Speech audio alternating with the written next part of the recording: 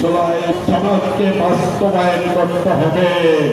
এটা বাংলাদেশের ইতিহাসে একটা গুরুত্বপূর্ণ পার্লামেন্ট। আপনারা শহীদ জিয়ার, বেগম জিয়ার, বিএনপির সরকার, বিএনপির সরকারের আছে এদেশের দেশপ্রেমিক মানুষ আশা করে এদেশের মানুষের জন্য আপনারা কাজ করবেন। শহীদ প্রেসিডেন্ট জিয়াউর রহমান একজন সৎ প্রেসিডেন্ট ছিলেন, একজন যোগ্য মানুষ ছিলেন, একজন দেশপ্রেমিক মানুষ ছিলেন। তার শাসন নিয়ে কোনো কেউ প্রশ্ন করে না দেশের মানুষ। বেগম জিয়ার শাসন আমল করা মানুষ তেমন কোনো প্রশ্ন করে না।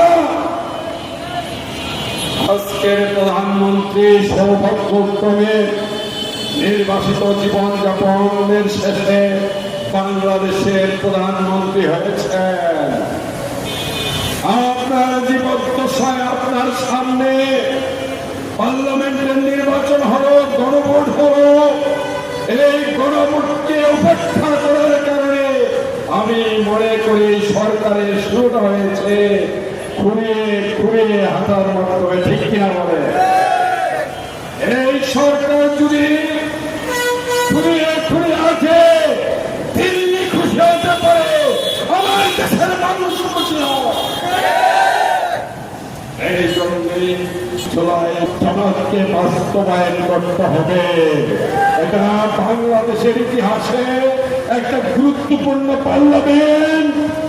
আপনারা শহীদ জিয়ার, বেগম জিয়ার, বিএনপির সরকার, বিএনপির সরকারের আছে এদেশের দেশপ্রেমিক মানুষ আশা করে এদেশের মানুষের জন্য আপনারা কাজ করবেন। জুলাই সনদে কি আছিল সংক্ষিপ্ত আকারে আমাদের জেলা সেক্রেটারি বর্ণনা করেছেন। জুলাই সনদ মানে এদেশের মানুষের আশা আকাঙ্ক্ষা, আর যাদের চলবে না, আর মানুষের অধিকার খর্ব হবে না, আর মানুষ রক্তাক্ত হবে না। আমি আপনাদেরকে সতর্ক করি, শেখ হাসিনাকে যেভাবে ভারত মদত দিয়ে, শক্তি দিয়ে চিরদিনের জন্য রাখতে চেয়েছিলেন, এদেশের মানুষ সংগ্রাম করে এই জুলাই মাসেই তার পতন ঘটিয়েছে।